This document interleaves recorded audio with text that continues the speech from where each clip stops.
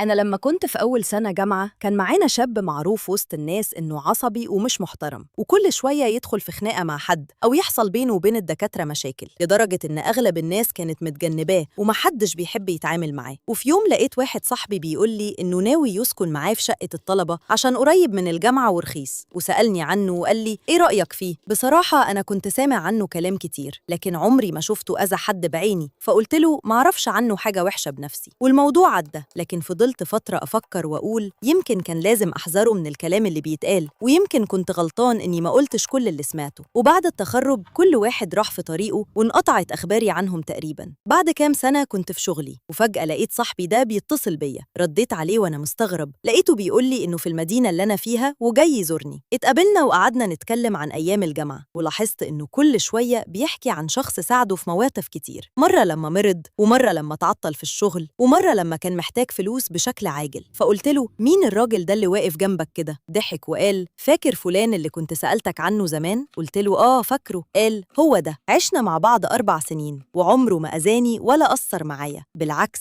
ده أكتر واحد شفته جدع وصاحب أصل. سكت شوية وأنا بفتكر كل الكلام اللي كان بيتقال عليه زمان، فكمل صاحبي وقال الناس كانت بتحكم عليه من شوية مواقف قديمة، لكن محدش كان يعرف إنه كان شايل مسؤولية بيت كامل وهو لسه طالب. وقتها حمدت ربنا إني ما نقلتش كلام الناس، لأن أحياناً الحقيقة بتكون مختلفة تماماً عن الحكاية اللي الكل بيحكيها.